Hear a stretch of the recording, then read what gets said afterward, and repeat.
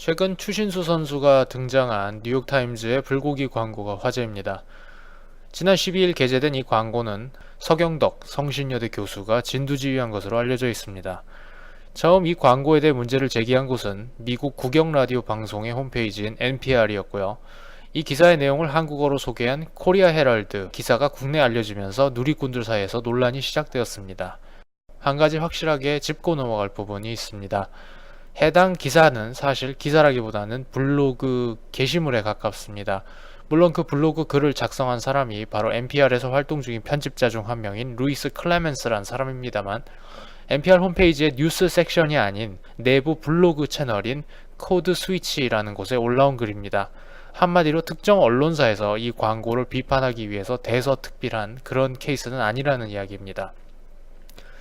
두 번째로 이 광고의 주제가 불분명하다는 지적이 있었는데요.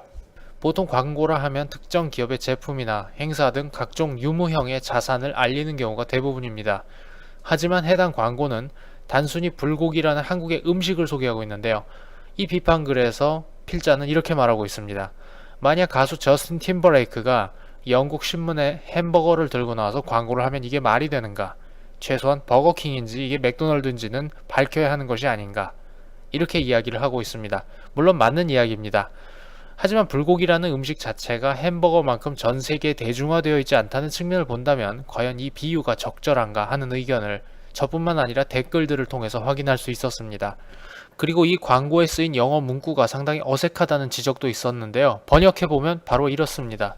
안녕하세요. 나는 추신수입니다. 나는 텍사스 레인저스의 외야수입니다. 봄이 왔고요. 나는 경기에 나갈 준비가 되어 있습니다. 그런데 제가 훈련할 수 있게 해주는 원천이 뭔지 아시나요? 불고기입니다. 주변에 좋아하시는 한국 식당이 있으면 한번 드셔보세요. 맛있습니다. 사실 한국어로 읽어보아도 어떠한 생동감이나 강렬함이 느껴지는 광고 문구라기보다는 뭔가 교과서적인 문장에 가깝습니다. 그렇다 보니 왜 제대로 된 미국인 카피라이터를 데려다가 세련된 문구를 적을 것이지 이런 어색한 문장을 썼느냐는 것이 또 다른 비판의 이유가 되었습니다. 이 글을 쓴 루이스 클레멘스 씨의 경우 해당 광고 하단에 위치한 서경덕 교수가 운영 중인 웹사이트 fornextgeneration.com에 있는 정보들이 독도에서 비빔밥까지 연결고리를 찾기 힘들고 적혀있는 전화번호로 전화를 시도해보았지만 연결도 되지 않았다고 이야기하고 있습니다. 해당 기사가 한국에 소개된 이후 많은 사람들이 서경덕 교수의 미국 내 활동에 대해 우려를 표하는 분위기를 읽을 수 있었는데요. 하지만 종군 위안부, 독도, 그리고 한식 보급 등의 문제들은 모두 장기적인 안목을 가지고 접근해야 하는 부분이지 딱히 이렇게 하면 대부분 성공적인 결과를 가져올 수 있다는 해답이 있는 일이 아닙니다.